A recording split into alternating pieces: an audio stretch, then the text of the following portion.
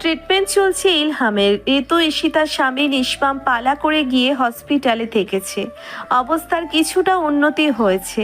1 সপ্তাহ পরে ইলহাম পুরোপুরি সুস্থ হয়ে গেলে তাকে বাড়িতে নিয়ে আসা হয়। সবকিছু আগের মতো স্বাভাবিক। ইলহাম স্বামীনের মুখোমুখি হয়নি। স্বামীনও জুয়ের বিষয়ে ইলহামের সাথে কোনো কথা বলেনি। সে অপেক্ষা করছে ইলহামের সুস্থতার জন্য। এর একটা হেস্তনেস্ত সে অবশ্যই করে ছাড়বে। একটা গ্লাসে খানিকটা ফলের রস নিয়ে ঋতু ঘরে ঢোকে। ইলহাম বিছানায় আধশোয়া হয়ে বসেছিল। ঋতু বিছানায় একপাশে বসে হাতের গ্লাসটা ইলহামের দিকে বাড়িয়ে দিয়ে বলে, এটা খেয়ে নিন। ইলহাম এক পলক ঋতুর হাতের গ্লাসটার দিকে তাকিয়ে মৃদুর স্বরে বলে ওঠে, আমার থেকে এটা তোমার বেশি প্রয়োজন, তুমি খেয়ে নাও, তারপর আমার জন্য নিয়ে এসো। ঋতু নাছোড় বান্দা মেয়ে, সে গ্লাসটা বাড়িয়ে ধরে রেখেছে। ইলহাম হাসি দিয়ে গ্লাসটা নিয়ে অর্ধেকটা খেয়ে গ্লাসটা ঋতুর দিকে দিয়ে বলে, তুমি খেয়ে নাও বাকিটা। ঋতু মাথা নাড়ায়। ইলহাম বলে, কেন? আমার উচ্ছিষ্ট খেতে তো আগে অসুবিধা হয়নি, এখন খেতে চাইছো না কেন? খুব আত্মসম্মান হয়েছে, বড় বাবির মতো হতে চাইছো? ঋতু ইলহামের দিকে এক পলক তাকিয়ে গ্লাসটা খালি করে রেখে দেয়। তারপর নিচু স্বরে বলে, প্রায় 10-12 দিন ধরে আপনি হসপিটালে। এর মাঝে ওই মেয়েটার সাথে আপনার একদিনও দেখা হয়নি। আগে তো প্রতিদিন দেখা না করে থাকতে পারতেন না। আপনি চাইলে বাড়িতে ডেকে নিন মেয়েটাকে। ভাইয়াকে আমি বুঝিয়ে বলবো। ইলহাম হেসে ফেলে। নিচু স্বরে বলে, তোমার মতো স্ত্রীর স্বপ্নই তো পুরুষরা দেখে। নিজের স্বামীর পরকীয়ার মতো জঘন্য অপরাধকে কতটা সাপোর্ট করছো। ঋতু চুপ করে থাকে। ইলহাম দুর্বল হাতে ঋতুকে টেনে আস্তে করে নিজের কাছে নেয়। ঋতু পাথরের মতো হয়ে থাকে। ইলহাম ঋতুর নিচু করে রাখা মাথার দিকে তাকিয়ে বলে, আমাকে ঘৃণা করো, রাগ দেখাও, কাঁদো, এমন পাথরের মতো হয়ে থেকো না। এসব আমাকে কষ্ট দেয় ঋতু। ঋতুর ঠোঁট কাঁপছে। নিজেকে ধাতস্থ করে বলে ওঠে, ভাইয়েরা বিয়ে করে যার যার সংসার নিয়ে ব্যস্ত হয়ে পড়লো। বাবা জমি জমা চাষ করে খায়। মা বাড়িতে অসুস্থ, তাকে সপ্তাহে হাজার হাজার টাকার ওষুধ খাওয়াতে হয়। আমাকে ছেলেরা রাস্তাঘাটে উত্ত্যক্ত করতে দেখে বাবা আমাকে বিয়ে দেওয়ার জন্য ব্যস্ত হয়ে পড়লো। হঠাৎ বাড়িতে আপনাদের বাড়ি থেকে বিয়ের প্রস্তাব দেওয়া হলো। বাবা তো হাতে আকাশে চাঁদ পেয়ে গেল। এমপির পুত্র, ছেলে দেখতে শুনতে ভালো, বাবাকে মোটা অঙ্কের টাকাও দেওয়া হবে। নিজের ইচ্ছে না থাকলেও বাড়ির পরিস্থিতি দেখে চুপ করে থাকি। বিয়ের ঠিক আগে আগে জানতে পারি ছেলের স্বভাব চরিত্র ভালো না, তার নামে মামলা আছে। পিছিয়ে যেতেই পারতাম। হঠাৎ মা আরও অসুস্থ হয়ে পড়ে। বাবা এসে আমার হাত ধরে খুব কাঁদলেন। আমি বাধ্য মেয়ের মতো কবুল বললাম। বিয়ের প্রথম রাত থেকে আমার জীবনের একটা যন্ত্রণাময় অধ্যায় শুরু হলো। স্বামী হিসেবে আমি কখনো স্বামীকে পাইনি, পেয়েছি একজন ধর্ষক, একজন প্রভু, একজন অত্যাচারী শাসককে। সবটা নিজের নিয়তি মেনে নিয়ে নিজেকে আপনার চাহিদার সাথে খাপ খাইয়ে নিয়েছিলাম। চেষ্টা করেছিলাম আপনার মন পেতে, আমার প্রতি আপনাকে একটু দয়াশীল বানাতে, কিন্তু আমি ব্যর্থ হয়েছি। এ পর্যন্ত বলে ঋতু থামে। ইলহাম তার দিকে তাকিয়ে আছে। ঋতু একটা গভীর নিঃশ্বাস ফেলে বলে, আমার প্রথম সন্তান ছেলে হয় আমি ভীষণ খুশি হয়েছি। আমার পেটে যে আছে আমি চাইবো সেও ছেলে হোক, কারণ আমার নানি বলতো বাবার কর্মফল কখনো কখনো তার মেয়েরা ভোগ করে। আপনি আমার সাথে যা যা করেছেন তার নিজের মেয়ের সাথে হতে দেখলে আপনি সহ্য করতে পারবেন না ইলহাম মির্জা, তাই আপনার ছেলেই হোক। ঋতু কথাটি বলে অঝোর ধারায় কাঁদতে শুরু করে দেয়। ইলহাম ঋতুকে চুপচাপ দেখতে থাকে। সে কি করবে? এই মেয়েটির মাথায় হাত বুলিয়ে দেবে, নাকি মেয়েটিকে কাছে টেনে নেবে? কিভাবে কান্না থামাবে মেয়েটির? কাঁদতে কাঁদতে ঋতুর হেঁচকি উঠে গিয়েছে। কিছুক্ষণ পরে শাড়ির আঁচল দিয়ে নিজের চোখ মুছে নিয়ে উঠে একটা ট্যাবলেট আর এক গ্লাস পানি নিয়ে সে ইলহামের দিকে দিয়ে বলে, এটা খাওয়ার সময় হয়েছে। ইলহাম ঋতুর দিকে তাকিয়ে ট্যাবলেটটা নিয়ে মুখে দিয়ে পানি খেয়ে নেয়। তারপর বলে, এখানে বসো। ঋতু চুপ করে দাঁড়িয়ে থাকে। ইলহাম ধমক দিয়ে বলে, বসো ঋতু। ঋতু ধীরে ধীরে বসে। তারপর কাঁপা কাঁপা গলায় বলে, আমার ব্যর্থতা। এত সুন্দরী হয়েও আপনাকে আমি মুগ্ধ করা তো দূরের কথা, নিজের প্রতি আপনার মনে মায়া জন্মাতেই পারিনি। এত বছর সংসার করার পরেও কত সহজে সিদ্ধান্ত নিয়ে ফেললেন আমাকে তাড়িয়ে দেবেন, অথচ আমাকে দেখেন। জানি আপনি আমায় ভালোবাসেন না, আপনি একজন অত্যাচারী, তবুও আপনার সাথে তালাক হবার কথা কল্পনা করলেই বুকটা আমার হু হু করে উঠছে। কিছুক্ষণ চুপ করে থেকে ভেজা দুটো চোখ তুলে ইলহামের দিকে তাকায় ঋতু। কান্না ভেজা কণ্ঠে বলে, ধর্ম তো অনুমতি আছে, ধর্মে তো অনুমতি আছে, আপনি চাইলে ওই মেয়েটাকে বিয়ে করে ফেলতে পারেন, আমি আপনাকে অনুমতি দিয়ে দিলাম। তবু আপনার দোহাই লাগে, হ্যাঁ আমাকে তাড়িয়ে দেবেন না আপনি। আমি মুখে যতই বলি বাচ্চাটা হলে চলে যাব, কিন্তু আমি নিজেকে চিনি ইহানের বাবা, আমি পারবো না, আমি পারবো না। এর থেকে আপনি আমাকে মেরে ফেলেন। কাঁদতে কাঁদতে ইলহামের পায়ে পড়ে যায় ঋতু। ইলহাম উঠে ঋতুকে ধরে। আজ এই মেয়েটির চোখের কান্না তার করা সমস্ত অপরাধের পরিমাণ তার চোখে আঙ্গুল দিয়ে দেখিয়ে দিচ্ছে। ইলহাম ঋতুকে বুকে টেনে নিয়ে পিঠে হাত বুলাতে বুলাতে বলে, আচ্ছা ঠিক আছে, এসব পরে দেখা যাবে। আগে তুমি ঠিক হও, যা করছো তাতে আমার বাচ্চার ক্ষতি হবে। ঠিক হও ঋতু। ঋতু কান্না থামাতে পারছে না। ইলহাম তাকে শক্ত করে জড়িয়ে ধরে রেখেছে। ঋতুর কানের কাছে মুখ নিয়ে অস্ফুট স্বরে বলে ওঠে, আমার বাচ্চা না, আমাদের বাচ্চার ক্ষতি হবে ঋতু। কান্না থামাও, এবার কান্না থামাও। খেতে খেতে স্বামীন এক প্রকার ইসমামের দিকে তাকায়, তারপর বলে, মেসেজে বললে কিছু বলতে চাস, এখন বল। খাবার টেবিলে তারা 5 জন। স্বামীন, আলো, ইসমাম, ঈশিতা এবং পরি। ইসমাম স্বামীনের কথায় মাথা তুলে তাকায় স্বামীনের দিকে, তারপর প্লেটের ভাত নাড়াচাড়া করতে করতে বলে, অর্গানাইজেশন থেকে ডেকেছে আমাকে, 3 মাসের জন্য যেতে হবে ভাইয়া, আমি যেতে চাচ্ছি। স্বামীন খাওয়া রেখে ভাইয়ের মুখের দিকে তাকিয়ে থাকে। আলো ইসমামকে দেখে। স্বামীন গম্ভীর কণ্ঠে বলে ওঠে, অসম্ভব, তুই গেলে আর আসবি না, তোকে আমি যেতে দিব না। ভাইয়া তুমি কি জানো তুমি বাচ্চাদের মতো জেদ করছো? আমি এখানে আজীবন থাকার জন্য আসিনি। জানি, এসেছিলি প্রেমের টানে, আমাদের জন্য তো আসিসনি। সেই মেয়েকে তো পেলি না, এখন তুই আমেরিকাতেও যেতে পারবি না, বাড়ির ব্যবসা দেখবি। ইসমাম রেগে যায়, কপাল কুঁচকে ভাইয়ের দিকে তাকিয়ে থাকে। আলো মাথা নিচু করে চুপচাপ খাচ্ছে। স্বামীন বলতে থাকে, আচ্ছা ঠিক আছে, যাবি কিন্তু 3 মাসের জন্য। যাওয়ার আগে বিয়ে করতে হবে, করবি? বল রাজি। ফুয়াদের কাজিন খুবই চমৎকার একটি মেয়ে। ইসমাম টেবিলে চাপড় দিয়ে বলে, বিরক্তিকর ভাইয়া, তুমি সব সময় তোমার সব সিদ্ধান্ত আমার পর চাপিয়ে দিতে পারো না। বলেছি তো বিয়ে করব না আমি। স্বামীন ভাইয়ের দিকে কিছুক্ষণ তাকিয়ে থেকে গম্ভীর কণ্ঠে বলে, করবি তুই বিয়ে? আমি আজই ফুয়াদের সাথে কথা বলছি। দেবদাস হয়েছিস তুই, হ্যাঁ? আলতু ফালতু মেয়েদের জন্য কষ্ট পাচ্ছিস। আলো ইসমামের দিকে তাকায়। ইসমাম এক পলক আলোকে দেখে ভাইকে বলে, আলতু ফালতু মেয়ে না ভাইয়া, এভাবে বলবে না, অসম্ভব রকমের ভালো একটি মেয়ে। আলো দ্রুত হাত ধুয়ে উঠে পড়ে। এখানে তার খুব অস্বস্তি হচ্ছে। সে চলে যায়। স্বামীন বলে, বেশ, মেয়েটা অসম্ভব রকমের ভালো, আমি ওর চেয়ে কয়েক গুণ ভালো মেয়ে এনে দেবো তোকে। ইসমাম দাঁতে দাঁত চেপে পানির গ্লাস আঁকড়ে ধরে বসে থাকে। ভাইয়ার সাথে রাগটা সে দেখাতে পারছে না, তাই রাগটাকে হজম করার চেষ্টায় আছে সে। স্বামীন বলে যাচ্ছে, বিয়ে করবি, তুই অবশ্যই বিয়ে করবি। প্রচন্ড জেদে হাতের মুঠোয় থাকা গ্লাসটাকে ভেঙে ফেলে। স্বামীন সহ সবাই হতবাক হয়ে তাকিয়ে থাকে। টপ টপ করে রক্ত ঝরছে ইসমামের হাত থেকে। স্বামীন কিছুক্ষণ পর চেঁচিয়ে ওঠে। ছোট ঈশিতা উঠে ইসমামের হাত ধরে। পরীর দিকে তাকিয়ে বলে, শিগগিরই তোর ফার্স্ট এড বক্সটা নিয়ে আয়। পরী উঠে চলে যায়। স্বামীন প্লেটে হাত ধুয়ে ছুটে আসে ইসমামের কাছে। ইসমাম দাঁতে দাঁত চেপে বলে, আমি বিয়ে করব না ভাইয়া। স্বামীন ভীত চোখে ভাইয়ের দিকে তাকিয়ে নরম গলায় বলে, আচ্ছা, বিয়ে করতে হবে না, শান্ত হ, তুই শান্ত হ। হাত ড্রেসিং করিয়ে দিতে দিতে পরী এক পলক ইসমামের দিকে তাকায়। ইসমাম অন্যদিকে মুখ ঘুরিয়ে কপাল কুঁচকে আছে। পরী বেশ অবাক হচ্ছে। এই রামগরুরের ছানাও প্রেম করত, তাও আবার মজনুর প্রেম। প্রেমিকার বিয়ে হয়ে গিয়েছে বলে আর বিয়েই করবে না বলে শপথ নিয়েছে। অদ্ভুত পুরো ব্যাপারটাই পরীর খুব হাসি পাচ্ছে।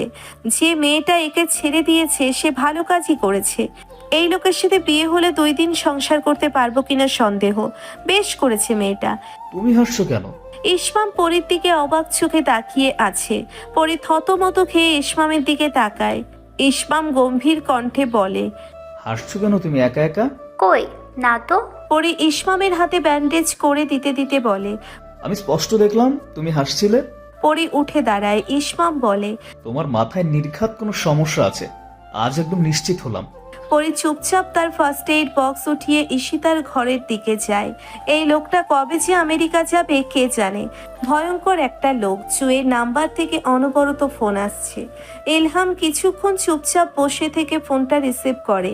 জুই বলতে থাকে, হ্যাঁ হ্যালো, আচ্ছা ফোন ধরো না কেন আমার? আমি অসুস্থ জয়ী, ফোন ধরতে দেরি হতেই পারে। দেরি বুঝলাম, বউর কাছে আছে তো বউকে ছাড়তে পারছো না, তাহলে আমায় রেখে লাভ কি? ছেড়ে দাও আমাকে।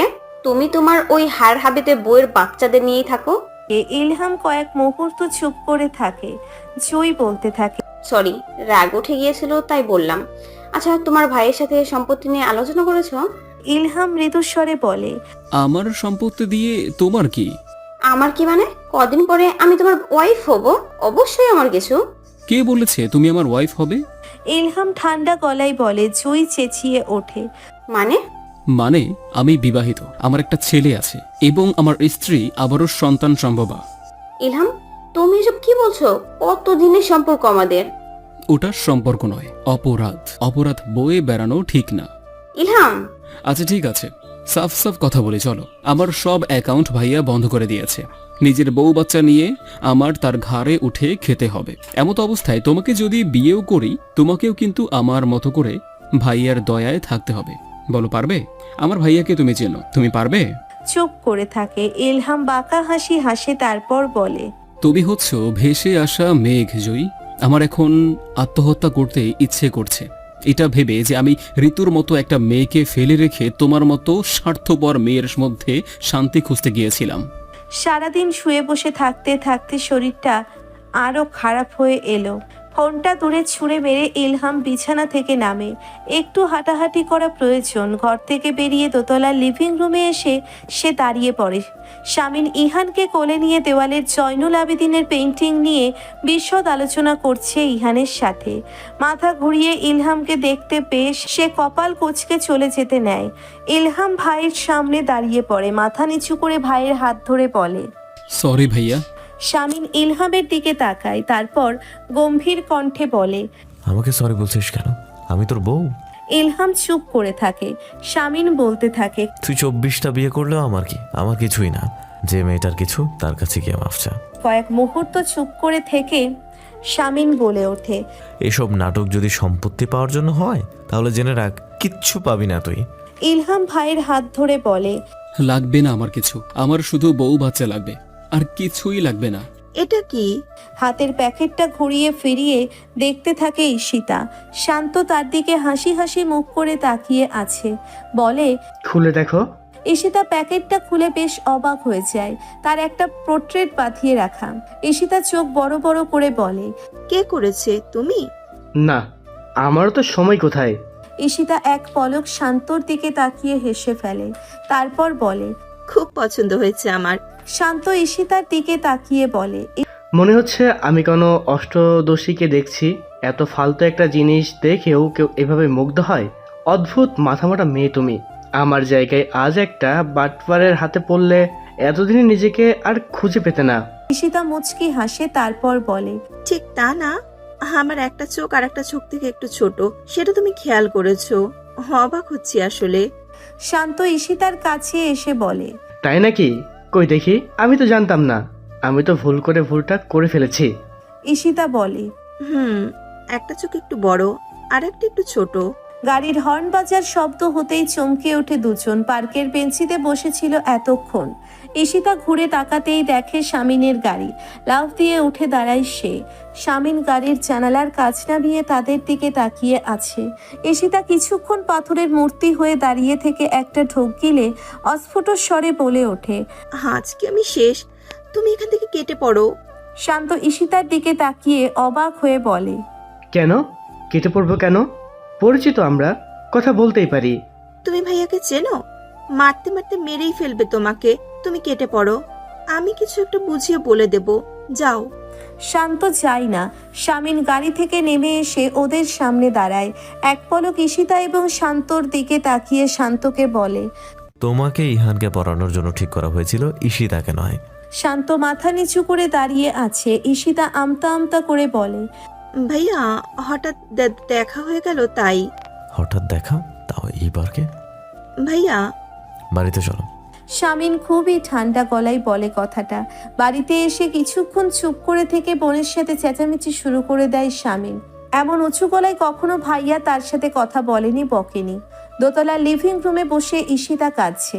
এমন উঁচু গলায় কখনো ভাইয়া তার সাথে কথা বলেনি, বকেনি। শামিন ঈশিতার মুখোমুখি বসে পড়ে তারপর তেজি কণ্ঠে বলে ওঠে, বুদ্ধি কি একেবারে চলে গিয়েছে তোর? ওই ছেলেটাকে তুই চিনিস? হ্যাঁ, ওর পরিচয় জানিস ঠিকভাবে? কদিনের পরিচয় এত দূর? তুই তো টিনেজার মেয়েদের থেকেই ম্যাচিওর রে। ভাইয়া ও খুব ভালো, শিক্ষিত, ভদ্র। হ্যাঁ, ভদ্র বলেই তো তোকে ওইসব পার্কে নিয়ে যায়। আমি ওকে ওখানে ডেকেছি ভাইয়া। খুব পার্ক চিনেছো তুমি, এক চড় লাগাবো ধরে। চেঁচিয়ে বলে শামিন বোনের দিকে এগিয়ে যায়। ঈশিতা কেঁপে ওঠে। হ্যাঁ মারুন, থামলেন কেন, মারুন। পেছন থেকে বলে ওঠে আলো। চেঁচামেচির শব্দে সে ঘর থেকে বেরিয়ে এসেছিল। শামিন তার দিকে তাকায়।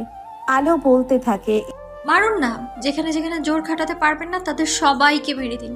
এটা তো সাবিনিয়া স্যারের রাজ্য, এখানে থাকতে হলে তার জোর জুলুম তো মানতেই হবে। ঈশিতা ভেজা চোখ নামিয়ে বসে আছে।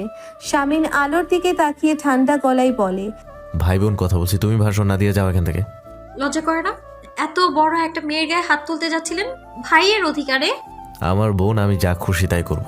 ওরকম পার্কে আমার বোনকে আমি কিছুতেই মেনে নিতে পারি না। এবারের কোনো মেয়ে আজও পর্যন্ত অমন পার্কে যাওয়ার প্রয়োজন পড়েনি। দিনকে দিন বেয়াদব হচ্ছে। ঈশিতা কাঁদতে কাঁদতে উঠে চলে যায় নিজের ঘরে। শামিন এক পলক আলোর দিকে তাকিয়ে উঠে নিজের ঘরে যায়। আলো তার পিছু পিছু যায়। ভাবেন কি আপনি নিজেকে? আপু কত কষ্ট পেয়েছে আপনার আচরণে, দেখেছেন আপনি? পাক, অমন একটা ছেলেকে বোনের পাশে মেনে নেব? খারাপ কি? শিক্ষিত, ভদ্র, দেখতে শুনতে ভালো, আপনার কেন পছন্দ হচ্ছে না? কারণ আপনাদের বাড়ির ছেলেদের মতো গুন্ডা মারকাটারি নয় বলে? শামিন আলোর দিকে তাকায়, তারপর বলে, ছেলেটা এই শহরের স্থানীয় না। এসব মফস্বল থেকে উঠে আসা ভার্সিটির ব্যাচেলার ছেলেরা পরিকল্পনা করে নিজের ভোলা ভালা চেহারা দেখিয়ে, গান শুনিয়ে বড় লোকের মেয়েদের পটিয়ে নেয়। এসব অহরহ হচ্ছে আশেপাশে, তারপর নিজেদের স্বার্থে তাদেরকে ব্যবহার করে। আর আপনারা আপনারা কি করেন ইয়াসা মির্জা? একটা মেয়ের অমতে তাকে তুলে এনে বিয়ে করে ব্যবহার করেন, হয়ে যান স্যাডিস্ট। বাহ, ওই ছেলেগুলো আর আপনাদের মধ্যে তো কোনো পার্থক্যই নেই। শামিন আলোর দিকে চোখ রাঙিয়ে তাকায়, দাঁতে দাঁত চেপে বলে, মুখ সামলে কথা বলা হলো। স্যাডিস্টের মানে বোঝো তুমি? একেবারে আজে বাজে কথা বলবে না। বলবো, কারণ আপনারা অমনি। ঋতুর সাথে তো তাই হয়ে এসেছে। আমি স্যাডিস্ট? হ্যাঁ, আমার কোন আচরণে তোমার মনে হয়েছে আমি অমন? বলো, জবাব দাও। চেঁচিয়ে ওঠে শামিন। আপনিও অমনি। শামিন আলোর দিকে তাকিয়ে আছে।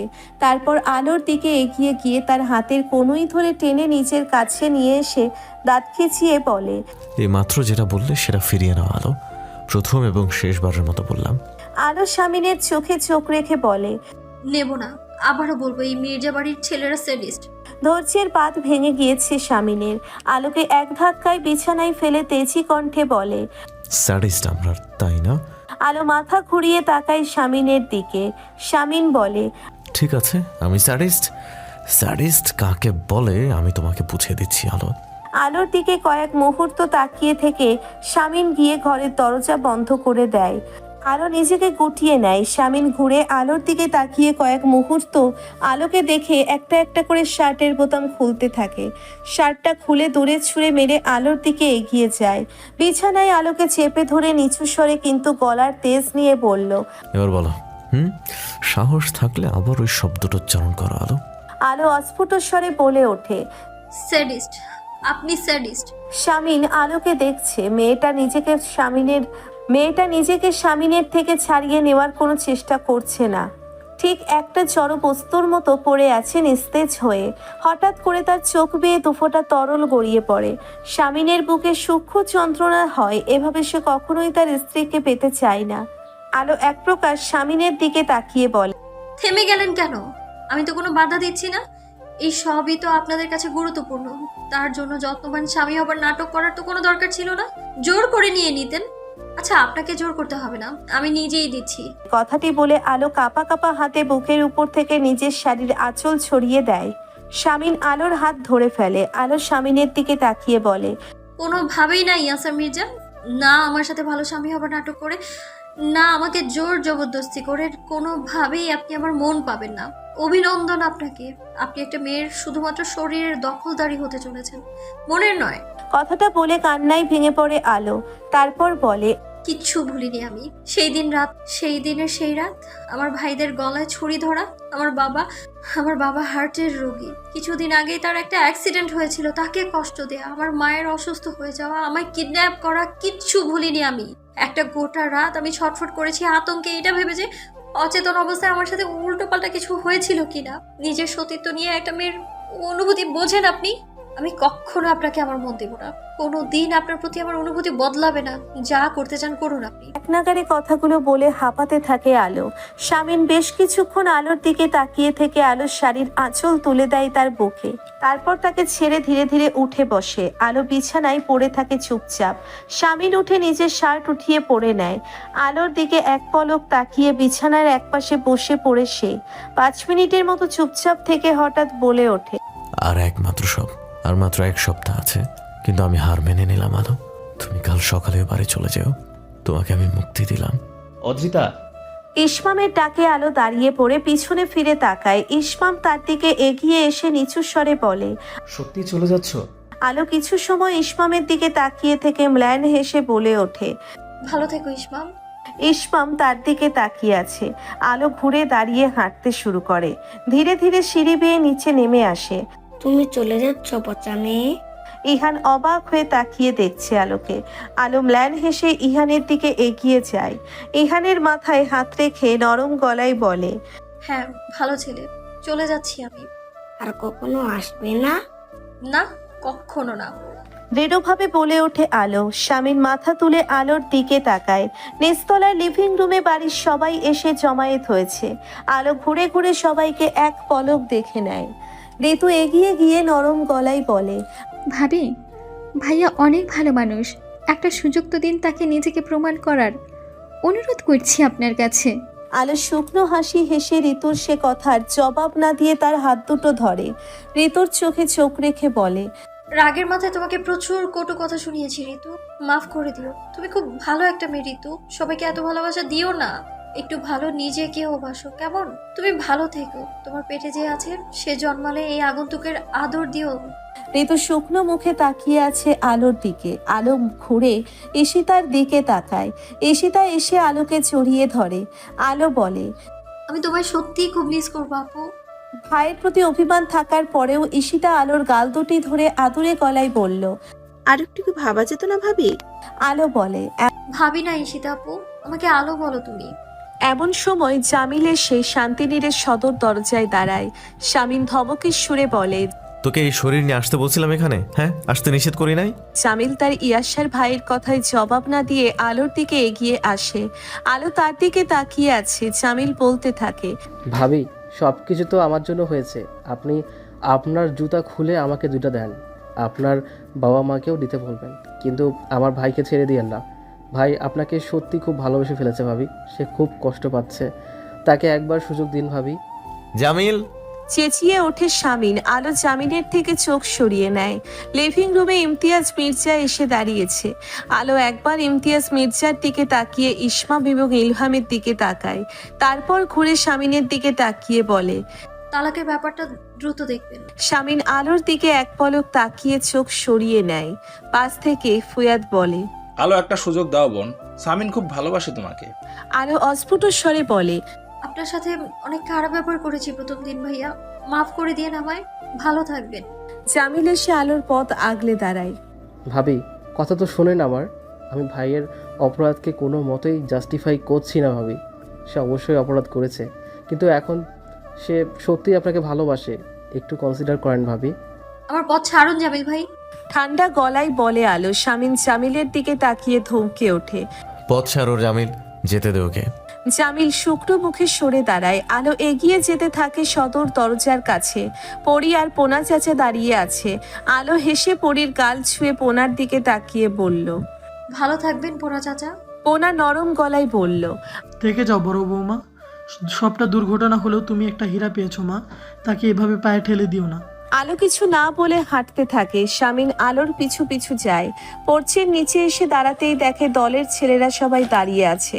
সবুজ আলোকে দেখে বলে, থেকে যান না ভাবি, কি হয় একটু মেনে নিলে। সবাই সবুজের কথা শেষ না হতেই বলে ওঠে, থেকে যান ভাবি, দোয়াই আপনার। আলো তাদের কিছু না বলে শামিনের দিকে তাকিয়ে বলে, আপনি আসছেন কেন? আমি রিক্সা নিয়ে চলে যাব। তুমি আমার বাউন্ডারির মধ্যে আছো আলো, that means you are my responsibility.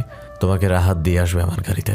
কথাটা বলে গাড়ির চাবি রাহাতের দিকে এগিয়ে দিয়ে বলে, তোর ভাবিকে, সরি, ওকে ওর বাড়িতে পৌঁছে দেয়া যা। রাহাত এক পলক শামিন এবং আলোর দিকে তাকিয়ে গাড়ির চাবি হাতে নিয়ে গেটের কাছে চলে যায়। আলো ধীর পায়ে রাহাতের পিছু পিছু যায়। শামিন অপলক দেখতে থাকে সে দৃশ্য। গেটের কাছে গিয়ে আলো দাঁড়িয়ে পড়ে। আলো ঘুমের শামিনের দিকে তাকিয়ে আবারও তার দিকে আসতে থাকে। তো খুশি হয়ে বলে, ভাবি মনে হচ্ছে যাবি না ভাই। শামিন তাকিয়ে আছে। আলো এসে শামিনের মুখোমুখি দাঁড়ায়। তারপর তার হাত থেকে শামিনের মায়ের বালা দুটো খুলে শামিনের হাতে দিয়ে বলে, আপনাদের বাড়ির বড় বউয়ের জিনিস, আপনার ভবিষ্যৎ বউকে দেবেন। বালা দুটো দিয়ে দ্রুত পায়ে হেঁটে গেটের বাইরে চলে যায়। গাড়িতে উঠে বসতেই রাহাত গাড়ি স্টার্ট করে। কয়েক মুহূর্ত পরে গাড়িটা চোখের আড়াল হয়ে যায়। শামিন একবার গেটের দিকে তাকিয়ে নিজের হাতে তার মায়ের বালা দুটোর দিকে তাকায়। রনি শামিনের দিকে এগিয়ে এসে তাকে অবাক চোখে দেখতে থাকে। শামিন রাগের দিকে তাকিয়ে বলে, কি কি দেখছিস?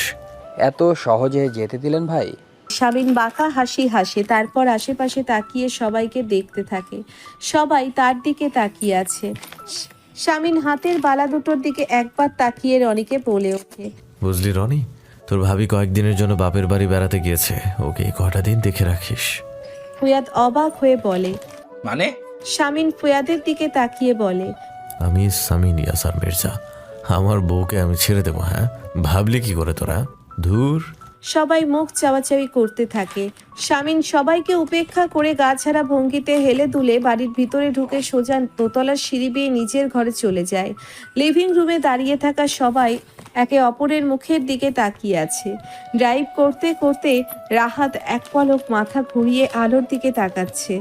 আলো মাথা নিচু করে বসে আছে। কিছু সময় পরে রাহাত বলে ওঠে, ভাবি, আপনাদের ভাইয়ের কীর্তন গাইতে শুরু করবেন না রাহাত। আমি ফেলে এসেছি তাকে, অনেকটা দূরে চলে এসেছি তাকে ফেলে। এখন আর কিচ্ছু শুনতে যাচ্ছি না। রাহাত আলোর দিকে তাকায়। কিছু মুহূর্ত চুপ করে থেকে বলে ওঠে, আপনি খুবই নিষ্ঠুর ভাবি। হ্যাঁ, আর আপনারা খুব ভালো। যুবতী মেয়েকে কিডন্যাপ করে তাকে একটা ক্রিমিনালের শয্যা সঙ্গী বানিয়ে দেন। আপনারা তো খুব ভালো রাহাত। রাহাত আর কোনো কথা বলে না। আত্মপক্ষ সমর্থনের কোনো সুযোগ তো তার নেই। আসলেই তো তার অপরাধ রেখেছিল।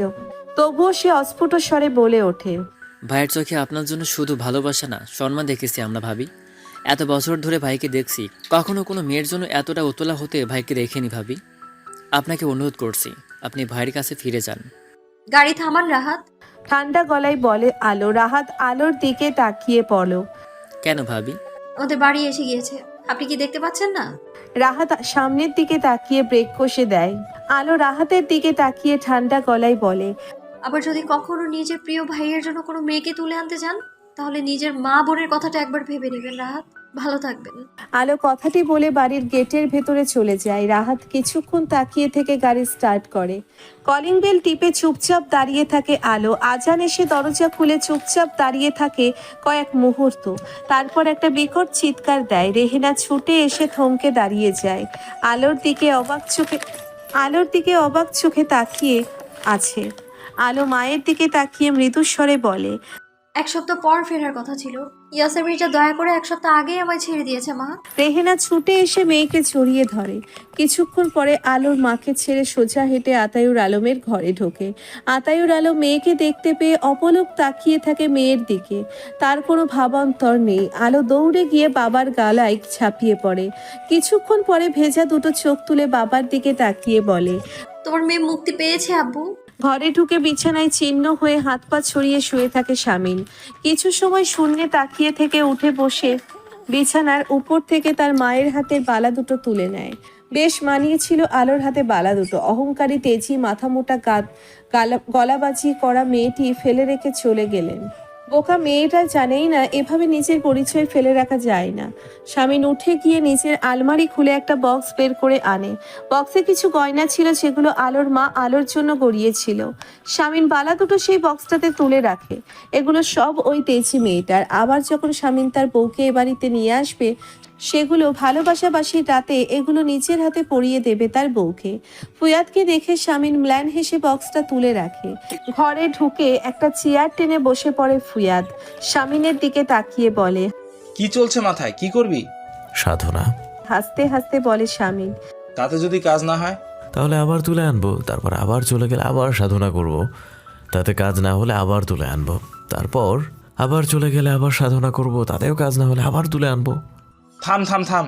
ফুয়াদ চেঁচিয়ে ওঠে। স্বামীর উচ্চ শব্দে হাসতে হাসতে বলে, মোট কথা ওর জন্ম হয়েছে আমার কাছে বন্দি হবার জন্য, আর আমার জন্ম হয়েছে ওকে তুলে আনবার জন্য।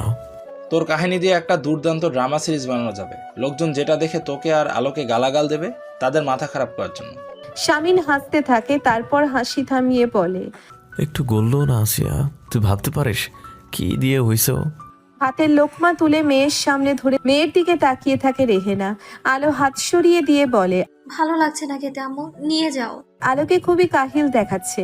একটু পর পর পানি আসছে শুধু। রেহেনা প্লেট সরিয়ে রেখে মেয়ের দিকে তাকিয়ে বলে, তুই ঠিক আছিস তো? এমন লাগছে কেন?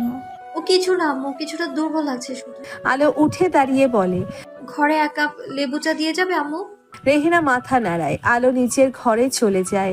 দীর্ঘদিন পরে নিজের সেই চিরচেনা ঘরটাতে ঢুকে আলো বেশ শান্তি পায়। কিছুক্ষণ ঘুরে পুরো ঘরটাকে দেখে আলো আয়নার সামনে গিয়ে দাঁড়ায়। পরনে এখনো ওই লোকটার দেওয়া শাড়ি। আলো একটা গভীর নিঃশ্বাস ফেলে তার আলমারি থেকে একটা সেট সালোয়ার কামিজ বের করে নিয়ে ওয়াশরুমে ঢুকে গোসল সেরে নেয়। শরীরটা খুব একটা ভালো লাগছে না। তোয়ালে দিয়ে মাথা মুছতে মুছতে বেরিয়ে এসে দেখে রেহেনা চায়ের কাপ হাতে দাঁড়িয়ে আছে। আলো চায়ের কাপটা উঠিয়ে একটা চুমুক দেয়।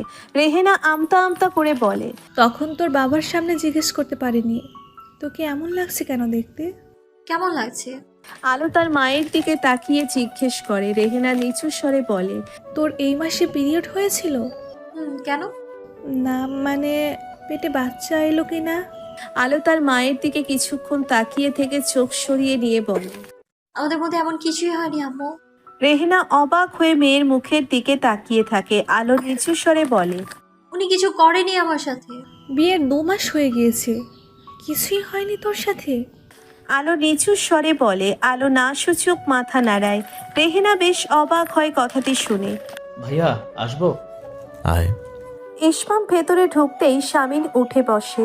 সে ইসমামের হাতের দিকে তাকিয়ে আছে। কিছুক্ষণ তাকিয়ে থেকে বলে, হাতের ব্যথা সেরেছে? তুই একটা অদ্ভুত মানুষ, তোর ভাবির মতো। ওই মেয়েটাও কখন কি করে ফেলে বোঝা মুশকিল, নিজেও জানে না আসলে। কখনো বই ছুঁড়ে মারে, বই দিয়ে বাড়ি মারে, মিন্ট লেমন ছুঁড়ে মারে, বাচ্চাদের মতো থু দেয়, আমার পাঞ্জাবি টুকরো টুকরো করে কেটে ফেলে। কথাটা বলে শামিন একা একা কিছুক্ষণ হেসে নেয়। ইসমাম ম্লান হেসে তার ভাইয়ের পাশে বসে। তারপর শামিনের দিকে তাকিয়ে বলে, ওই অদ্ভুত মেয়েটাকে পেয়ে গেলে খুশি হবে খুব।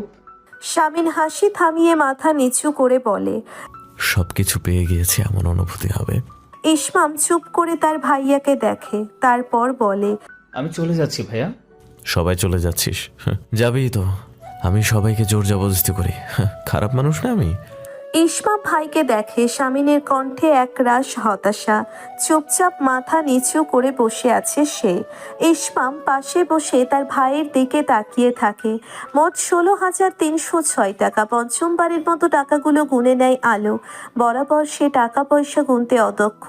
টাকাগুলো মুঠির মধ্য নিয়ে চুপচাপ বসে থাকে। এই টাকাগুলো সে টিউশনি করিয়ে জমিয়েছিল একটা নতুন ফোন কিনবে বলে। ইউনিভার্সিটিতে পা দেওয়ার সাথে সাথে আতায়ুর আলমের থেকে হাত খরচা নেওয়া বন্ধ করে দিয়েছিল আলো। সে বরাবর আত্মনির্ভরশীল মেয়ে হতে চেয়েছিল, পেরেও ছিল। মাঝখান থেকে একটা ঝড় এসে সবটা ওলটপালট করে দিল, সবটা। তবে আলো নিশ্চিত অতি দ্রুত সবটা গুছিয়ে নিতে পারবে সে। সেই আত্মবিশ্বাস আলোর আছে। সকাল থেকে আলোর মধ্যে একটা ব্যস্ত ভাব লক্ষ্য করা যাচ্ছে। বাবার সবকিছু গুছিয়ে দিয়ে নিচে কোথাও যাওয়ার জন্য রেডি হচ্ছে। আতায়ুর আলম মোটামুটি সুস্থ হয়ে উঠেছে, তবে কিছুটা অস্বাভাবিক লাগে তাকে। আগের মতো নেই কিছুই, কেমন অদ্ভুত অদ্ভুত আচরণ করেন। অবশ্য কত বড় একটা অপারেশন হয়েছে, এমন আচরণ করা স্বাভাবিক। যাচ্ছিস কোথাও? আলো গলায় ওড়না দিয়ে ঘুরে তাকায় রেহেনার দিকে। রেহেনা দরজার কাছে দাঁড়িয়ে তাকে দেখেছে। কলেজ ব্যাগটা কাঁধে উঠিয়ে ক্যাবিনেট থেকে স্লিপার বের করতে করতে বলে, ইউনিভার্সিটিতে যাচ্ছি। কলেজ যাচ্ছিস? ওমা, অবাক হচ্ছ কেন? আমি যে স্টুডেন্ট, এটা ভুলে গেলে? রেহেনা মেয়ের দিকে তাকিয়ে আছে। আলো বলতে থাকে, পড়াশোনাটা তো চালিয়ে যেতে চাই, সাথে টুকটাক কাজ কর। আবুর অবস্থা দেখে যা বুঝলাম, আমি ছাড়া এই সংসারের গতি নেই। রেহেনা কোনো কথা বলে না। আলো চলে যায় ও ঘর থেকে আতায়ুর আলম ডাকছে। রেহেনার কানে এসে ডাক পৌঁছয় না। কপালে তার চিন্তার রেখা। সবটা কি আদেও আগের মতো করা সম্ভব? একজন মা হিসেবে তার কি করা উচিত? মেয়ের ইচ্ছেকে প্রাধান্য দেওয়া, নাকি সমাজের বাঁকা কথা যাতে শুনতে না হয় সেজন্য মেয়েকে সবটা মানিয়ে নিতে বলা? কোনটা? কি বুড়ি, তুমি সকাল সকাল চলে এলে? গম্ভীর কণ্ঠে কথাটি বলে শামিন ঢোকে তার পার্টি অফিসের সামনের টঙের দোকানটায়। তোর দাদা আমাকে ছেড়ে থাকতে পারে না, কি আর করি বল?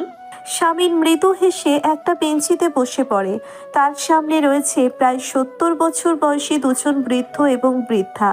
শামিন মজার ছলে বলতে থাকে, দুজনেই প্রত্যেক মাসে বয়স্ক ভাতা পাচ্ছ, তবুও তোমাদের টাকার লোভ গেল না। এই দোকানের কি দরকার? এত টাকা নিয়ে যেতে পারবে কবরে? কাউকে যে দিয়ে যাবে সে উপায় তো নেই, তারা তো তোমাদের খোঁজ নেয় না। মনা বিবি হেসে বলে, তোকে দিয়ে যাব সব। আমার তোমাদের সব খুচরা পয়সার কোনো দরকার নেই, আমার অনেক টাকা। জানি তোর অনেক টাকা, তা তুই এই দোকানে চা খেতে আসিস কেন? ওই যে ওই সাহেবের ইটের দালানে যা। শাহজাহান মিয়া শামিনের দিকে এক কাপ চা বানিয়ে দেয়। কাপে চুমুক দিয়ে শামিন এদিক ওদিক তাকাচ্ছে। লোকজন তাকে অবাক হয়ে দেখে। একজন মেয়র এভাবে টিনের ছাপড়া দেওয়া দোকানের বেঞ্চিতে বসে চা খেতে খেতে গল্প করছে, এটা বেশ অবাক করা একটা দৃশ্য। এসব দৃশ্য নির্বাচনের আগে আগে দেখা যায়, পরে নয়। মনা বিবি নিচু স্বরে বলে, তোর বউ কেমন আছে? বউ চলে গেছে। ভেগে গিয়েছে নাকি? কার সাথে?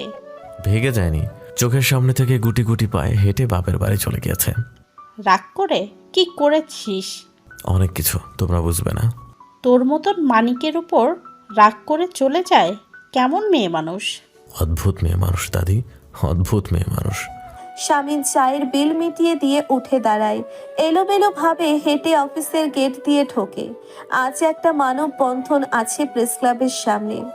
তার আগে দলের ছেলেদের নিয়ে গুরুত্বপূর্ণ আলোচনা করা জরুরি। অফিসে ঢুকে দেখে সবাই অলস ভঙ্গিতে বসে আছে। কেউ কেউ মোবাইল ফোন নিয়ে ব্যস্ত। শামিন নিজে চেয়ারটাতে গা এলিয়ে দিয়ে বসতে বসতে বলে, কিছু মাছিয়ে এনে মারতে পারতে, এভাবে চুপচাপ বসে থাকলে ভালো লাগে না। তৌফ উঠে দাঁড়ায়। শামিন তার দিকে না তাকিয়ে একটা কাগজ দেখতে দেখতে বলে, আপডেট বল। তৌফ চিন্তিত ভঙ্গিতে বলে, কোনটার? তোর ভাবির, আমার বউয়ের। ভাবি 4 ঘন্টা আগে নিউ মার্কেটের বনি টেলিকম থেকে একটা নতুন মোবাইল কিনেছে এবং সাথে একটা সিম কার্ড। সেখান থেকে বের হয়ে তাদের কলেজের সামনের একটা পার্কের বেঞ্চিতে বসে একটা বান্ধবীর সাথে কিছুক্ষণ গল্প করেছে। তারপর তাদের বাড়ির সামনে একটা ডিসপেন্সারি দোকান থেকে আপনার শ্বশুরের জন্য কিছু ওষুধ কিনেছে এবং সবশেষে একটু আগে বাড়িতে ঢুকেছে। ও হ্যাঁ, ভালো কথা, বাড়িতে ঢোকার আগে কুকুর দেখে ভয় পেয়ে দৌড়াতে গিয়ে একবার উষ্ঠে খেয়ে পড়ে গিয়েছিল। সবাই উচ্চস্বরে হেসে উঠে তৌফের শেষের কথাটা শুনে। শামিন কটমট দৃষ্টি দিয়ে তাকায় সবার দিকে।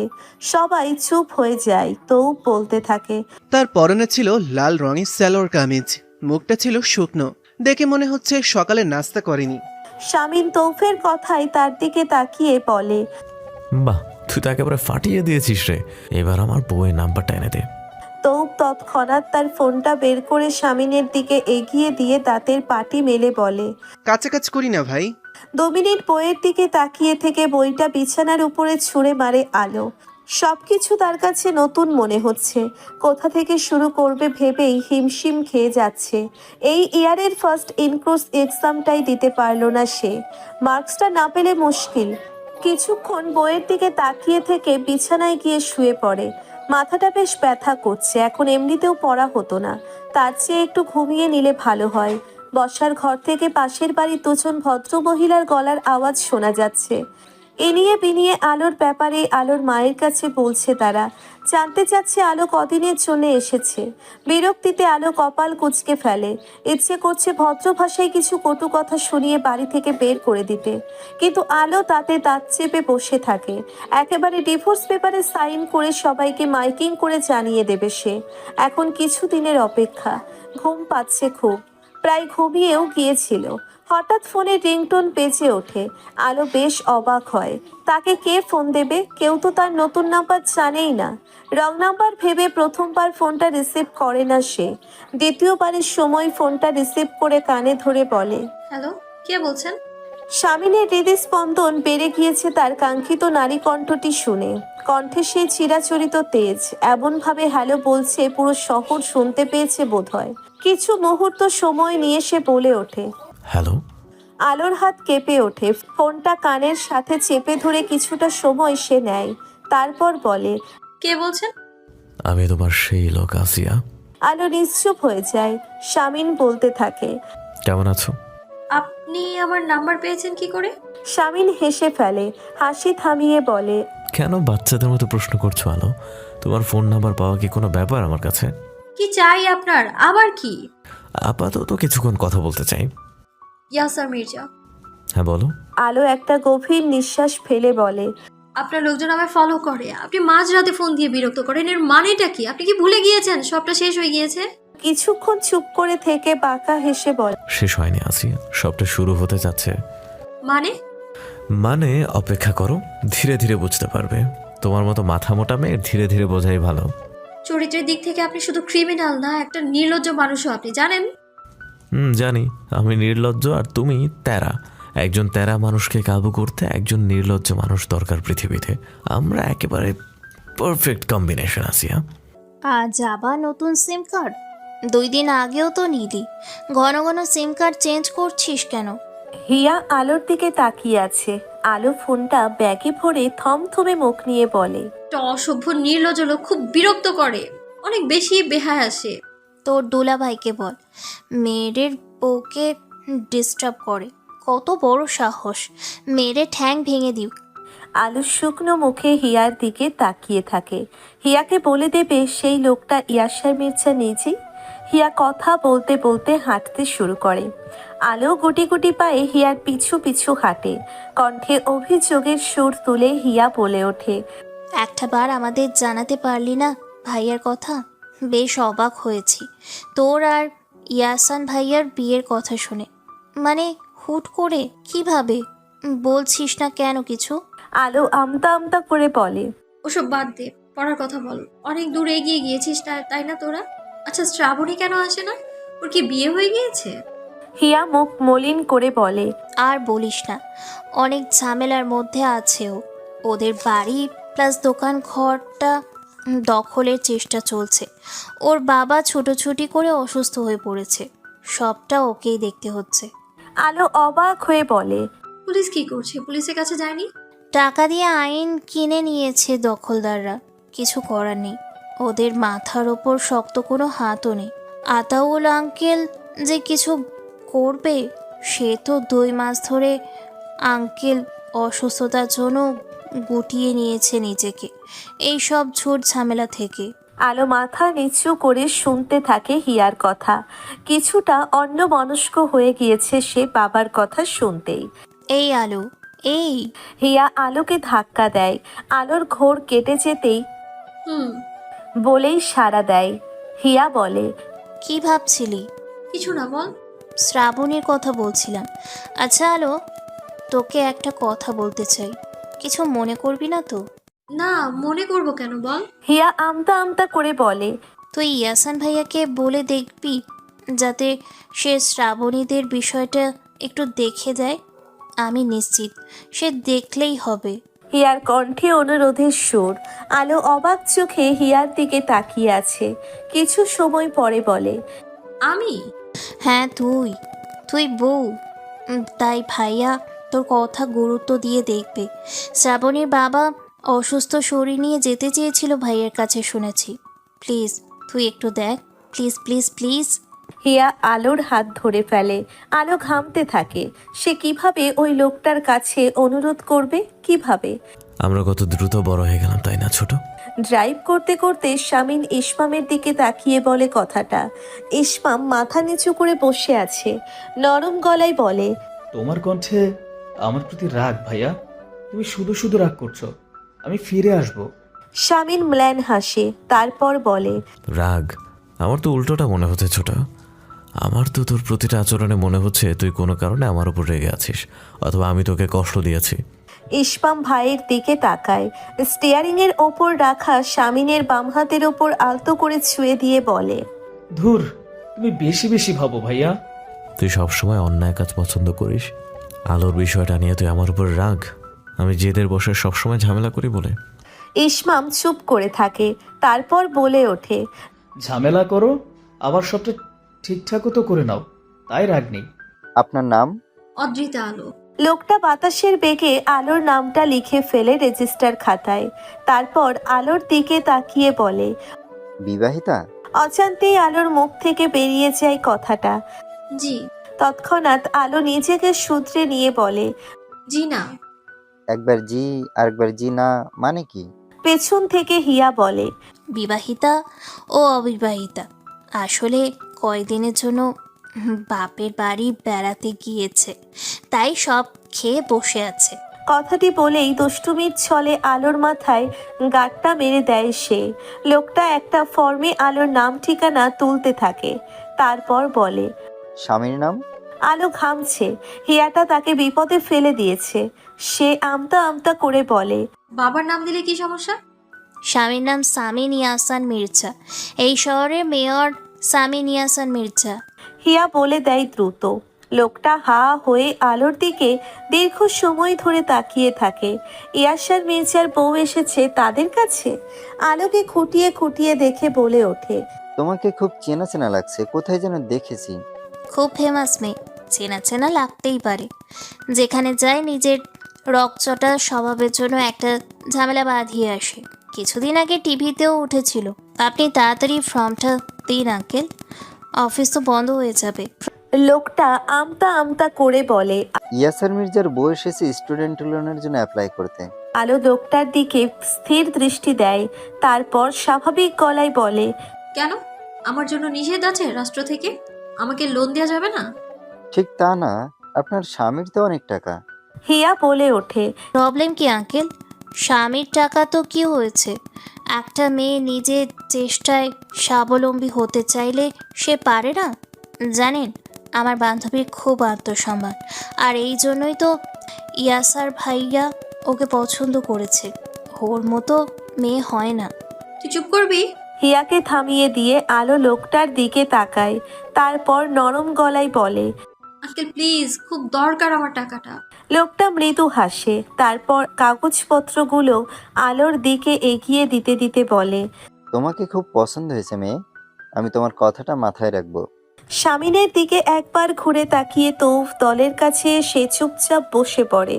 স্বামীন ইঞ্জিনিয়ারদের সাথে কথা বলছে। শুভ্র রঙের পাঞ্জাবি পরনে, চোখে সানগ্লাস, পাঞ্জাবির হাতা গুটিয়ে রেখেছে, টান টান হয়ে দাঁড়িয়ে রাশভারী পুরুষালী গলায় চমকপ্রদ কিছু বাক্য দিয়ে ইঞ্জিনিয়ারদের মুগ্ধ করছে এই তরুণ মেয়র। তৌফ দলের ছেলেদের বলে, ভাইকে দেখেছেন আপনারা? একেবারে নায়কের মতো মনে হচ্ছে এখানে সিনেমার শুটিং চলছে। ভাই তার ডায়লগ দিচ্ছে। রাহাত স্বামীনের দিকে এক পলক তাকিয়ে বলে, এত সুন্দর, এত উপযুক্তি স্বামী রেখে যে মেয়ে তেজ দেখিয়ে চলে যায়, সে মেয়ে মেয়েই না, সাধু সন্ন্যাসীর লেভেল চলে গিয়েছে। আরাব উঠে বলে, ও কি সুস্থ স্বাভাবিক মেয়ে নাকি? মাথার তার ছেড়ে গিয়েছে অনেক আগেই। মনে নেই ওর কর্মকাণ্ড? ভাইকে এসে হুট করে চর মারা, রাস্তার মধ্যে দাঁড়িয়ে ভাইয়ের অপমান করা। কেউ পাগল না হলে ছাত্রনেতার সাথে এমন করে? এই তুই ও বলছিস কাকে? ভাই শুনলে একটা আসার মারবে তোকে। চাপা স্বরে চেঁচিয়ে বলে রাহাত। সবাই চুপচাপ দাঁড়িয়ে থাকে। শামিন ইঞ্জিনিয়ারদের সাথে কথা বলে ওদের দিকে এগিয়ে আসে। তৌফ আন মনে গান গাইতে শুরু করে। पहले पहले मोहब्बत की है ना, कुछ समझ में आया क्या? इश्क ने मेरी ऐसी हालत कर दी है, कुछ न समझ में आया मैं क्या करूं। শামিন এগিয়ে এসে তৌফের দিকে তাকিয়ে বলে ওঠে, কি হয়েছে তোর? কি গাইছিস সেটা? হিন্দি গান ভাই। এর অর্থ হচ্ছে প্রথমবার ভালোবেসে ফেলেছি, কিছু বুঝতে পারছি না আমি কি করব। শামিন তৌফের দিকে শীতল চোখে কয়েক মুহূর্ত তাকিয়ে থেকে বলে, অর্থ বুঝেছি আমি, কেন গাইছিস সেটা বল। আমাদের দলটাকে তোর গানের পালা মনে হয়? রাস্তায় রাস্তায় ঘুরে গান গাই আমরা? তৌফ মাথা নাড়ায়। সে ভীষণ ঘাবড়ে গিয়েছে ভাইয়ের ধমকে। শামিন চোখ থেকে সানগ্লাস খুলে ফেলে হাতঘড়ির দিকে তাকিয়ে বলে, কাজ শেষ আমার। বয়েজ কলেজ যাবি? কতদিন হারুন চাচার টঙের চা খাই না রে। ফুয়াদকেও ডেকে নে, আর ওখানের ফুটবল টিমকে খবর দে। মন ভালো নাই আমার। ইসমাম ভাইয়ের জন্য মন খারাপ? শামিন কিছু না বলে রাহাতের দিকে তাকিয়ে বলে, বাইক স্টার্ট কর। আজ শামিন গাড়ি নিয়ে আসেনি। হাইওয়েতে মোট 16টা বাইক সাই সাই করে চলছে। শামিন রাহাতের পেছনে বসেছে। সবাই বয়েজ কলেজের সামনে গিয়ে বাইক পার্ক করে। ফুয়াদ আগে থেকে গেটের সামনে দাঁড়িয়েছিল। দলবল নিয়ে হারুনের দোকানে ঢুকে পড়ে শামিন। চা খেতে খেতে সবুজকে বলে, আমি কত বাজে মেয়র দেখেছিস? জনসেবা রেখে এখানে আড্ডাবাজি করছি, বখাটেদের মতো বাইকে করে ঘুরে বেড়াচ্ছে। ফুয়াদ শামিনের হাবভাব দেখেই বুঝেছিল শামিনের মন খারাপ। কিছুক্ষণ যেতেই সে আমতা আমতা করে বলে ওঠে, তোর কি মন খারাপ? শামিন কিছু বলে না। ফুয়াদ বলে, কি হয়েছে নতুন করে? নতুন করে কিছু হয়নি, সারাদিন ভাবির জন্য মন খারাপ থাকে, আর এখন ইসমাম ভাইয়ের জন্য। কণ্ঠে শামিনের প্রতি সহানুভূতি সবুজের। শামিন সবুজের দিকে চোখ রাঙিয়ে বলে, বেশি কথা বলবি না। আমি সারাদিন মন খারাপ করি তোর ভাবির জন্য? কি ধরনের কথা এগুলো? ফুয়াদ হাসতে হাসতে বলে, তোর মতো পুরুষ এগুলো স্বীকার করবে না জানি, তাহলে তোর পৌরসত্ব চলে যাবে। শামিন চুপ হয়ে যায়। তারপর কিছুক্ষণ পরে বলে ওঠে, সত্যি কথা বলতে মিস করি ওকে, ওর পাগল পাগল আচরণগুলোকে। তো বলে, ভাবিকে একটা ইমোশনাল মেসেজ লিখে পাঠিয়ে দেন ভাই। মেয়ে মানুষের মন গলতে এসব ভংচং কথাবার্তা অনেক কাজে দেয়। শামিন তৌফের দিকে তাকিয়ে বলে, ভংচং কথাবার্তা মানে? এই ধরেন কবিতা বা গানের 2টা লাইন, যা একেবারে একটা মেয়ে লোকের হৃদয়ে গিয়ে লাগবে। সারাদিন চিল্লাচিল্লি করে এদের কাছে মার্কেট পাওয়া যাবে না, তবে এইসব ভুগিচুগি কথাবার্তায় এরা পটে যায়। আমিও আমার গার্লফ্রেন্ডকে এভাবে পটাইছি। শামিন কিছুক্ষণ পোকার মতো তৌফের দিকে তাকিয়ে থাকে। তারপর ফোনটা তৌফের দিকে এগিয়ে দিয়ে বলে, লিখে দাও আমার একটা মেসেজ। তৌফ লজ্জিত ভঙ্গিতে বলে, ছিছি ভাই, ভাবির মেসেজ আপনি নিজে হাতে টাইপ করেন, আমি বলে দিচ্ছি। সবাই খুবই আগ্রহী হয়ে দেখতে থাকে তৌফ আর শামিনের কর্মকাণ্ড। তৌফ গলা খাকারি দিয়ে বলে, লেখেন, যেদিন আমি হারিয়ে যাব বুঝবে সেদিন বুঝবে। শামিন লিখতে থাকে, যেদিন আমি হারিয়ে যাব বুঝবে সেদিন বুঝবে। তৌফ বলতে থাকে, অস্তপারের সন্ধ্যা তারা আমার খবর বুঝবে। শামিন লিখে ফেলে। তারপর তৌফের দিকে তাকিয়ে বলে, লাইন দুটো সুন্দর, কার লেখা? তৌফ বলে, কি জানি, জসিমউদ্দিন নয়তো কাজী নজরুল ইসলাম। রাহাত বলে, জসিমউদ্দিনেরই হবে। কাজী নজরুল বিদ্রোহ করে কুল পেত না, এসব ভোগে চুরি কথাবার্তা লিখতো কখন? ফুয়াদ শামিনের ফোনটা নিয়ে বলে, দেখি গুগলকে জিজ্ঞাসা করে দাঁড়া। শামিনের ফোনটা হাতে নিয়ে ফুয়াদ কিছুক্ষণ ফোনের দিকে তাকিয়ে থেকে শামিনের দিকে তাকায়। হতভম্ব হয়ে শামিনকে বলে, এসব কি লেখা তোর সার্চ হিস্ট্রিতে? কি সব জানতে চাই বেড়াতে? সব স্ত্রীর মন জয় করার উপায়, বউয়ের উপর রাগ উঠলে তা নিয়ন্ত্রণ করে কিভাবে করে, স্ত্রীর সাথে কিভাবে কথা বলা উচিত। পড়তে পড়তে ফুয়াদ উচ্চ শব্দে হাসতে থাকে। তার হাসি থামছেই না। শামিন থাবা মেরে ফোনটা কেড়ে নিয়ে থমথমে মুখ নিয়ে বসে থাকে। কিছুক্ষণ পর হাসি থামিয়ে ফুয়াদ বলে, বেচারা গুগলকে তো বেশ অত্যাচার করেছি সেই কদিন। শামিন তার দলের ছেলেদের সামনে লজ্জায় পড়ে যায়। ফুয়াদ বলে, কিছু শিখতে পেরেছিস? তৌফ বলে ওঠে, ভাই মেসেজটা পাঠিয়ে দিন ভাবির নাম্বারে, দেখবেন একটু হলেও মন গলবে। আমি গ্যারান্টি দিচ্ছি, তোমাকে এটা লিখেই পটিয়েছি আমি। শামিন কিছুক্ষণ সবার মুখের দিকে তাকিয়ে থেকে বলে, তোমার আতাউর আলমের মেয়ে অদ্রিত আলো এক হলো? হ্যাঁ, এই মেসেজ পাঠালে তোর ভাবি কি লিখবে জানিস? লিখবে জাহান নামে যান, মিলিয়ে নিস, দরকার নেই, বাদ দে সব। তৌফ জোর করে শামিনের ফোনটা নিয়ে বলে, ধুর ভাই, কিছু হবে না এমন, আমি পাঠিয়ে দিচ্ছি মেসেজটা। না তৌফ। হ্যাঁ ভাই। তৌফ পাঠাস না। তৌফ দাঁত বের করে বলে, পাঠিয়ে দিয়েছি ভাই। মেসেজের টুংটাং আওয়াজে বই থেকে চোখ সরিয়ে মোবাইলটা হাতে নেয় আলো। যেদিন আমি হারিয়ে যাব বুঝবে সেদিন বুঝবে, অস্তপারের সন্ধ্যা তারায় আমার খবর বুঝবে। শামিন ইয়াসারের নাম্বার দেখে আলো একটা দীর্ঘশ্বাস ছাড়ে। নতুন নাম্বারটাও জেনে গিয়েছে লোকটা। লোকটা যথেষ্ট বাড়াবাড়ি করে ফেলেছে।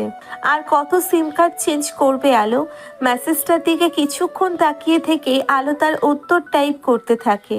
শামিনের ফোনে নোটিফিকেশনের টুংটাং আওয়াজ হয়। সবাই কৌতূহলী হয়ে তাকিয়ে আছে তার দিকে। শামিন আলোর নাম্বার দেখে খুশি হয়, কিন্তু পরক্ষণেই মেসেজটি দেখেই তার মুখটা ফ্যাকাশে হয়ে যায়। ফুয়াদ বলে, কি লিখেছে আলো? শামিন থমথমে মুখ নিয়ে বলে। লিখেছে গো টু হেল। ফুয়াদ ভ্যাবা চ্যাকা খেয়ে যায়।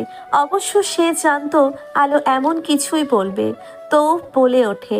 ভাই, আপনি তো বলেছিলেন ভাবি লিখবে জাহান্নামে যান, কিন্তু ভাবি লিখেছে গো টু হেল। আপনার কথা পুরোপুরি মিলে নাই ভাই। শামিন শীতল চোখে তৌফের দিকে তাকায়, তারপর রাহাতের দিকে তাকিয়ে বলে। এই ওর কানের নিচে একটা ঠাটিয়ে চর মেরে দিত। কিছুক্ষণ বিরক্ত হয়ে বসে থাকে আলো। আবার ফোনের রিংটোন বেজে ওঠে। শ্রাবণীর নাম্বার দেখে তৎক্ষণাৎ রিসিভ করে কানে ধরে। ফোনটা কানে চেপে ধরে আলো চুপ করে আছে। ওপাশ থেকে শ্রাবণীর কান্নার শব্দ আসছে। সে ফুপিয়ে ফুপিয়ে কাঁদছে। আলো বলে ওঠে। কাকার কি অবস্থা? আছে, খুবই ভেঙে পড়েছে বাবা। আলো আমতা আমতা করে বলে ওঠে। আমাকে কি করতে হবে? তুই একটু ইয়াসার মির্জাকে বলে দেখ না, আমি জানি সে পারবে, তার অনেক ক্ষমতা। আলো অস্বস্তিতে পড়ে যায়। শ্রাবণীকে কিভাবে মানা করে দেবে সে? কিন্তু ওই লোকটাকে আলো কি বলবে? এমনিতেই লোকটা আলোর পিছু ছাড়ছে না। কিছুক্ষণ চুপ করে থেকে কিছু একটা চিন্তা করে আলো তারপর শ্রাবণীকে আশ্বস্ত করে নিচু স্বরে বলে। আচ্ছা তুই রাখ, আমি দেখছি, তোকে জানাবো। কলিং বেলের আওয়াজ আলো পেয়েছে। বিছানায় অলস ভঙ্গিতে উপর হয়ে শুয়ে একটা বইয়ে মুখ গুজে ছিল সে। একেবারেই উঠতে ইচ্ছে করছে না। 2 মিনিট পরে নিচু গলায় রেহেনাকে ডেকে বলে। মা, কে এসেছে? আমি।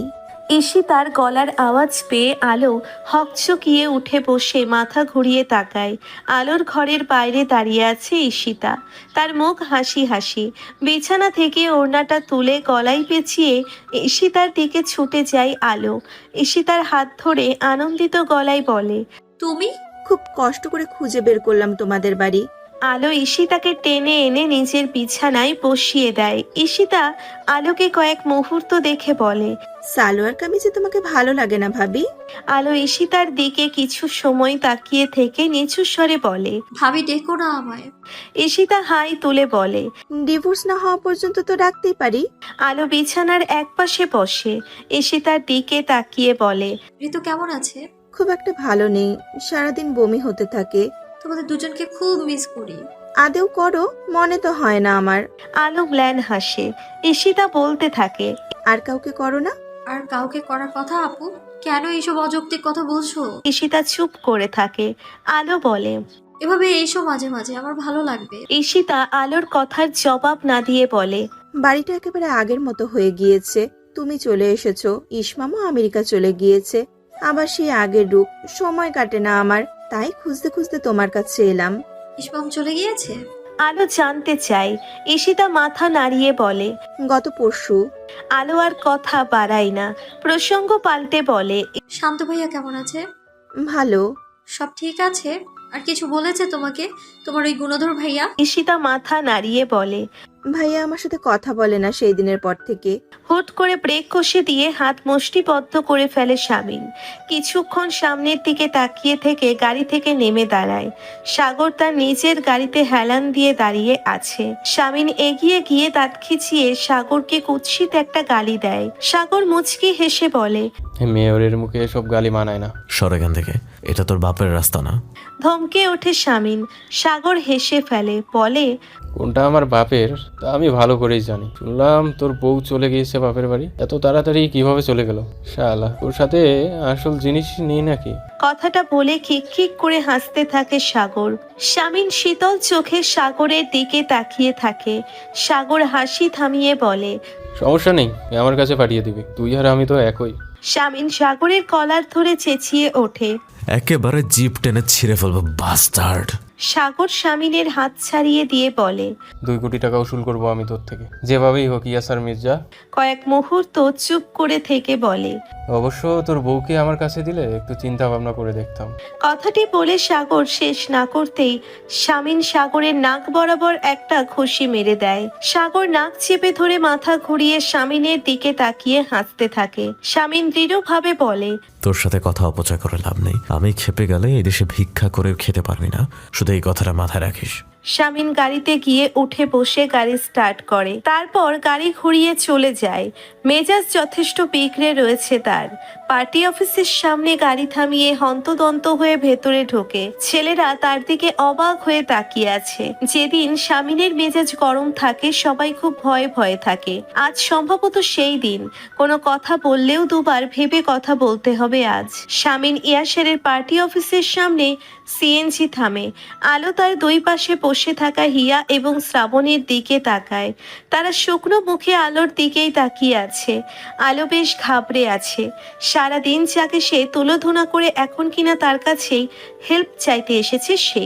এর থেকে লাঞ্ছনার আর কি হতে পারে?